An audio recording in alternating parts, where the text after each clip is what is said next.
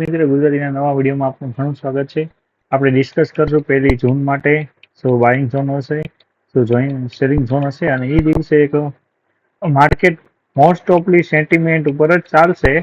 તો પણ આપણે પ્રાઇસ એક્શનની પ્રિડિક્શન કરી લઈએ. તો મે બી જો સોમવારે પ્રાઇસ એક્શન પ્રમાણે ન ચાલે તો સમજી લઉં કે માર્કેટ ફૂલ ઓન સેન્ટિમેન્ટ ઉપર છે, કેમ કે ત્યારે એક્ઝિટ પોલના રિઝલ્ટ આવવાના છે. તો આપણે સૌ ચર્ચા કરી લઈએ કે શું બાઇંગ ઝોન હશે, શું સેલિંગ ઝોનમાં હશે 1 જૂન માટે. So let's started. તો સૌથી પહેલા આપણે ચાલુ કરીએ તો આપણે ગઈકાલે ચર્ચા કરી હતી કે જે આ 0.5 0.6 નો લેવલ છે ત્યાંથી માર્કેટ રિવર્સ કરશે. તો ત્યાંથી માર્કેટ પહેલી વાર આવ્યું અને પછી એક સારી એવી ટ્રેડ લાઇન બનાવી અને માર્કેટ ઉપરની સાઈડ ગયું, જે આપણને સારું એવું બાઉન્સ બેક આપ્યું આજના માટે. તો આજે થયું શું કે આજે માર્કેટ સારું એવું અપ ટ્રેન્ડમાં ગયું. અપ ટ્રેન્ડમાંથી આ એક ટ્રેડ લાઇન બનાવી, ટ્રેડ લાઇનનું બ્રેકઆઉટ કરાયું. એ બ્રેકઆઉટ પછી જે આ લેવલ પર આજના જે સેલર્સ હતા અથવા જે બાયર્સ હતા ત્યાં સુધી આવ્યું, ત્યાં સપોર્ટ લીધો. તો આજના જે પેલા બાયર્સ અને જે બીજી વાર જેને બાય કર્યું એ બધાના સ્ટોપ લોસ આ લેવલ પાસે નીચે હતા. તો ત્યાંથી માર્કેટ નીચે આવ્યું, બધાના સ્ટોપ લોસને કલેક્ટ કર્યા અને કલેક્ટ કરીને માર્કેટ ઉપરની સાઈડ ગયું. તો હવે જે નીચેના લેવલ્સ ઉપર કોઈ બાયર્સ છે નહીં, તો મતલબ બાયર્સના સ્ટોપ લોસ છે નહીં, બધાના હન્ટ થઈ ગયા અને બધા સેલિંગ સાઈડને બેસાડી અને પોતે મોટા ઓર્ડર લઈ અને ઇન્સ્ટિટ્યુશન વાળાએ બાઇંગની પોઝિશન બનાવી લીધી. તો હું આ લેવલથી કોઈ પણ સેલિંગનો પ્લાન કરતો નથી ફરજિયાત. તો આજના માટે દિવસમાં આ થયું. હવે આપણે ચર્ચા કરશું. ગઈકાલે આપણે જે આ હાઈ કર્યો હતો, માર્ક કર્યો હતો, ત્યાંથી માર્કેટ રિવર્સમાં નહીં સારું ડાઉન ટ્રેન્ડ પણ આપ્યો. તો આપણા જે લેવલ છે સપોર્ટ ને રેઝિસ્ટન્સ તરીકે કામ કરે છે એવું આપણને સાબિત થયું. હવે 1 જૂન માટેની ચર્ચા કરી લઈએ અને સૌથી પહેલા ડ્રોઈંગ્સને કરી દેવી રિમૂવ. તો 1 મિનિટના ટાઈમ ફ્રેમમાંથી આપણે આવી જઈએ એક દિવસના, 1 વીકના ટાઈમ ફ્રેમ ઉપર. તો 1 વીકના ટાઈમ ફ્રેમ ખામીના લીધે ઇન્ટરનેટ આપણું ચોટી ગયું હતું. ફરીથી આપણે ડે ટાઈમ ફ્રેમ ઉપર આવી જઈએ. એટલે ડે ટાઈમ ફ્રેમ આપણા માટે બહુ જ મહત્વનો ટાઈમ ફ્રેમ છે મિત્રો. તો આ ટાઈમ ફ્રેમમાં થયું શું? તો સૌથી પહેલા વાત કરી તો અહીં આપણે એક પેટર્ન બતાવી, જે લોસ છે ઉપરની બાજુ શિફ્ટ થાય છે. તો હવે જે હાઈ છે એ નીચેની બાજુ શિફ્ટ થતા જોવા મળે છે. તો આ એક પેટર્ન થઈ. તો અહીં થયું શું? તો આજના ડે ટાઈમ ફ્રેમની વાત કરી તો મેં તમને વાત કરી હતી કે જે માર્કેટની જે ક્લોઝિંગ હોય છે, ઓપનિંગ હોય છે, લો હોય છે ને હાઈ હોય છે, એકદમ ઇમ્પોર્ટન્ટ હોય છે. કેમ ઇમ્પોર્ટન્ટ હોય છે હું તમને બતાવું અહીંયા લેવલ્સ ડ્રો કરીને. તો અહીં આપણે લેવલ્સ ડ્રો કરી લીધા છે. તો ક્યારે પણ જ્યારે માર્કેટ ઓપન થયું, માર્કેટ ક્યાં અહીંયા ઓપન થયું રાઈટ, તો માર્કેટ ઓપન થઈને ઉપરની બાજુ ગયું, મતલબ બુલિશ થયું. તો ત્યારે શું થયું કે આ જે પ્રીવિયસ ડે નો જે આ વીક છે, આ વીક શું રિપ્રેઝેન્ટ કરે છે? રેઝિસ્ટન્સ. તો ત્યાં ગયું, તો ત્યાં માર્કેટે રેઝિસ્ટન્સ લીધો અને ત્યાંથી સેલિંગ સાઈડ આવી ગયું. તો સેલિંગ સાઈડ આવી ગયું તો આ સપોર્ટને રિપ્રેઝેન્ટ કરે છે. તો વળી પાસે સપોર્ટ પાસે આવ્યું તો માર્કેટ વળી પાસે સપોર્ટથી સપોર્ટ લીધું. તો રેઝિસ્ટન્સ અને સપોર્ટ વચ્ચે જ માર્કેટ આજનું વ્યૂ ફુલ એન્ડ ફાઇનલ. તો આપણને એક વસ્તુ ખબર પડે છે કે ઉપરથી જે છે, ઉપરથી સેલિંગ પ્રેશર છે અને નીચેથી બાઇંગ પ્રેશર છે. એના લીધે માર્કેટ આ ઝોનની અંદર આવી ગયું છે. તો આ ઝોનમાં સૌથી વધારે ઇમ્પોર્ટન્ટ કામ શું કરશે આપણા માટે? તો આ જે ઝોનની વચ્ચે બાયર્સ અને સેલર્સ બે અટવાઈ ગયા છે, આ ઝોનની અંદર સૌથી વધારે મેન્યુપ્યુલેશન્સ થશે, સૌથી વધારે બધાના એસએલ કપાશે.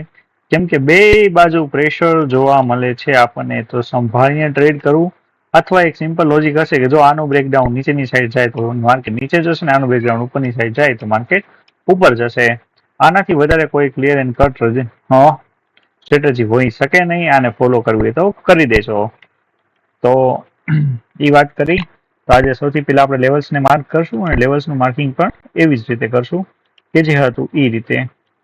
તો આજે સૌથી પહેલા આજનો ડે હાઈ, પછી જે પ્રીવિયસ ડે છે પ્રીવિયસ ડે નો ડે લો, પછી આજની ક્લોઝિંગ અને આજની ઓપનિંગ.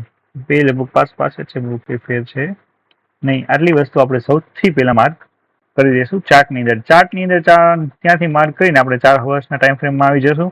ત્યાંય આપણને ક્લિયર એન્ડ કટ જે બતાવી છે પેટર્ન કે ઈ છે કે આ જે આપણે હેમર કેન્ડલસ્ટિકની 5 વાતો કહી દીધી ને કે 5 techniques of hammer candlestick, video જોઈ લેજો ન જોયો હોય તો. તો અહીં થયું શું કે જ્યારે હેમરનો હાઈ બ્રેક થયો તો બધા બાયર્સને ઇન્વાઇટ કર્યા. એ બધા બાયર્સનો સ્ટોપ લોસ હેમર નીચે હશે. તો મે બી માર્કેટ જે છે એ બધાનો પેલા સ્ટોપ લોસ કાપશે, પછી ઉપરની સાઈડ જશે. તો આપણે રાહ જોશું કે માર્કેટ આ બધાનો સ્ટોપ લોસ કાપે, ત્યાંથી આપણી બાઇંગ ઝોન માટે બાઇંગ પ્લાન કરશું.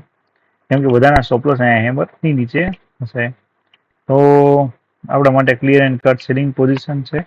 અને અહીં પણ આપણને ચાર્ટમાં બતાવી છે કે જ્યારે બાયર્સે મતલબ અહીં સેલર્સનું સેલિંગ પ્રેશર હતું અને અહીં બાયર્સનું બાઇંગ પ્રેશર હતું, એટલે ચાર્ટ એકદમ સાઇડવેઝ છે આ ઝોનની અંદર.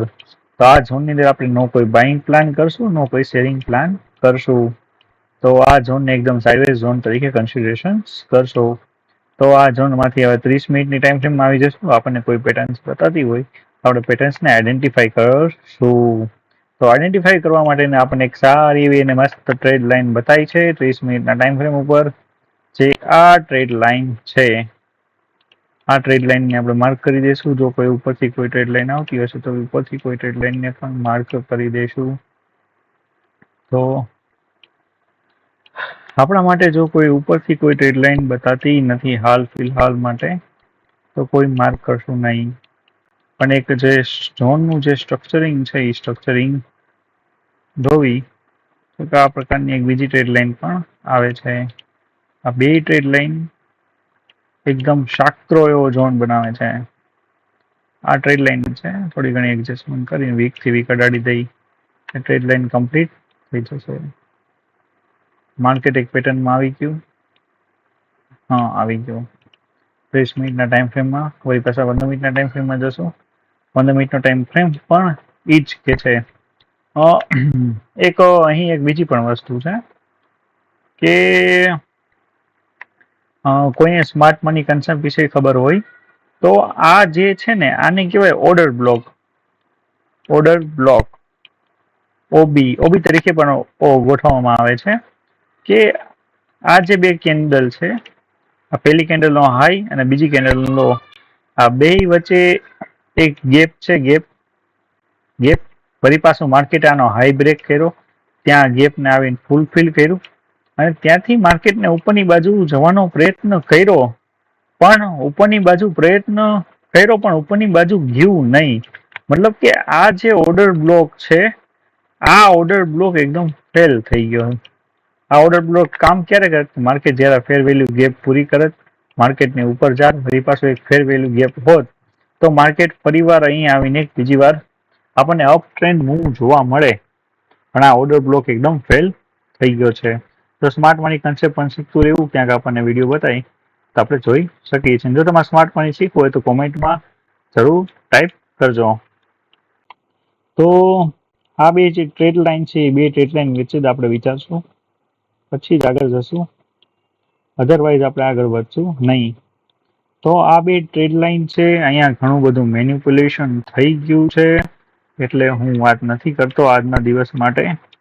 કેમ કે આજે જે મેન્યુપ્યુલેશન થયું છે પ્રાઇઝનું એ બહુ જ ખતરનાક લેવલનું હતું એકદમ. તો આજે મેન્યુપ્યુલેશન કર્યા પછી 1 મિનિટના ટાઈમ ફ્રેમમાં આપણે વહેલી બુલિશ થઈ જશું. જે બાજુ કાપે એ બાજુ માર્કેટ જશે, કેમ કે એ બાજુ માર્કેટના સેન્ટિમેન્ટ્સ છે, નોટ ફોર પ્રાઇસ એક્શન. તો જે બાજુ બ્રેકઆઉટ કરે એ બાજુ આપણે પોઝિશન બનાવી દઈશું. કેમ કે ઇલેક્શન રિઝલ્ટ પણ છે, તો ઇલેક્શન રિઝલ્ટ વખતે સેન્ટિમેન્ટ આવશે, પ્રાઇસ એક્શન કામ કરશે નહીં. કેમ કે માર્કેટની અંદર ઘણા બધા બાયર્સ ને સેલર્સ એકી હારે ઉતરી જશે.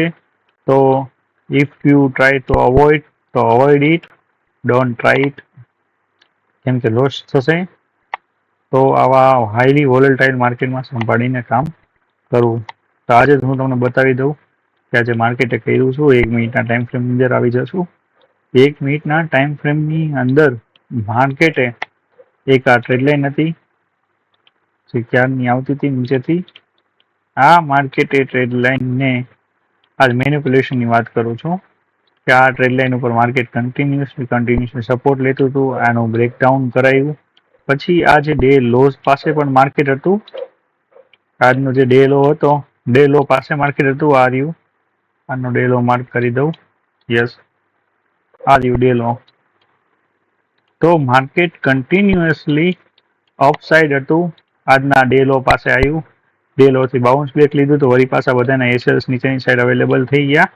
ત્યાંથી બાઉન્સ બેક લઈને વળી પાછું નીચે આવ્યું, બધાના એસએલ કનેક્ટ કરી અને માર્કેટ ઓપનની સાઈડ જતો રહ્યું. તો આના પરથી જે માર્કેટ ઉપરની સાઈડ ગયું, અહીં એક ફેર વેલ્યુ ગેપ બનાવતું ગયું, એક ફેર વેલ્યુ ગેપને ટેપ કરી, હવે પાછું માર્કેટની ઉપરની સાઈડ જતો રહ્યું. તો હવે કોઈ નીચે એસએલ્સ છે નહીં બાયર્સના, તો માર્કેટ હવે સેન્ટિમેન્ટ ઉપર મેં તમને વાત કરી કે એકવાર ફેક બ્રેકઆઉટ કરાવી દીધું છે, તો માર્કેટ કન્ટિન્યુઅસલી અપ સાઈડ જાય એવું આપણું પ્રિડિક્શન છે. So thank you very much. અને કાલ માટે અને 1 જૂન માટે આજની જે સાઇડવેઝ માર્કેટ હતું એમાં કોઈ પ્રિડિક્શન કરવું અઘરું છે. તો આપણે જે ટ્રેડ લાઇન બનાવી છે એ ટ્રેડ લાઇનનું જો બ્રેકઆઉટ થાય, આ રે ટ્રેડ લાઇન, આનું જો બ્રેકઆઉટ થાય તો આપણે એ બાજુનો ટ્રેડ લઈ લેશું. અહીંયા બ્રેકઆઉટ થાય તો આ એક કેન્ડલ નીચેનો સ્ટોપ લોસ રાખીને આપણે ઉપરની સાઈડ બ્રેકઆઉટ કરી લેશું. નીચેની સાઈડ બ્રેકડાઉન થાય તો આપણે એક કેન્ડલ સ્ટોપ લોસ રાખીને નીચેની સાઈડ કરી લેશું. અને જો વિરુદ્ધ થઈ જાય તો વળી પાછા બીજી સાઈડની રાહ જોશું. તો થેન્ક યુ વેરી મચ. જો તમને વિડીયો